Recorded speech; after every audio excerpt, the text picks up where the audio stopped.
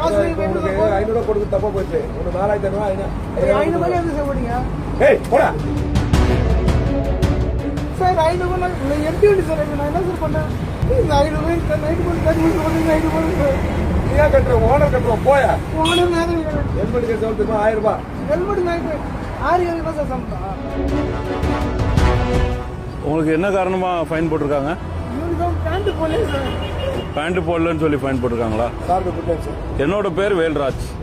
ஆமா, நான் வந்து பாலிமர் நியூஸ். நான் என்ன கேக்குறேன்னா, இல்ல ஒருத்தர் பேண்ட் போடலங்கிறதுக்கு 500 ரூபாய் அபராதம் போடுறீங்க சார். பார்ட் சாரதியா? சரி சார். யூனிஃபார்ம் வந்து 1000 ரூபாய் கேட்டது. சரி. 500 ரூபாய் நம்ம கேஸ் போட்டு சரி கவர்மெண்ட் வந்து எக்ஸ்பிளைன் பண்றோம். சரி சார். நடக்குது வேற ஒண்ணும் இல்ல. சரி சார். ரோட்ல வந்து வண்டியை பார்க் பண்ண எவ்வளவு சார் அபராதம்னு போக்குவரத்து சட்டம் சொல்லுது? நோ பார்க்கிங் வந்து 1500 ரூபாய் வருது. 1500 ரூபா வருது. இப்போ நீங்க லாரி எல்லாம் எங்க நிப்பாட்டிருக்கீங்கன்னு தெரியுதா சார்? சார் அதான் இல்ல உங்க காவலர் தான் மறிக்கிறாரு. அதுவும் டர்னிங், அதாவது கனரக வாகனம் வர்றது, 2 வீலரு காரு எல்லாம் வர்றதுல நம்ம கனரக வாகனத்தை ரோட்ல மறிக்கிறோம். உங்க அபராதத்தை நான் குற்றம் சொல்லல, சரியா? நீங்க போக்குவரத்துக்கு இடையூறு பண்றீங்க, இன்னொன்னு ஆக்சிடென்ட்டுக்கு வழி பண்றீங்க.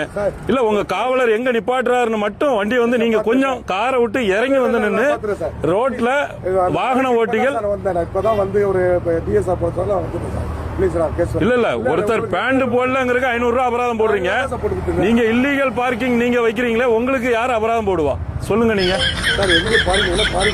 எப்படி நீங்க ரோட்ல இவ்வளவு பார்க்கிங், அவ்வளவு கனரக வாகனம், மத்த வண்டிக்காரங்க எல்லாம் எப்படி போவாங்க? உயிரை கையில பிடிச்ச ஆல்ரெடி ரோடு எல்லாம் டேமேஜ்.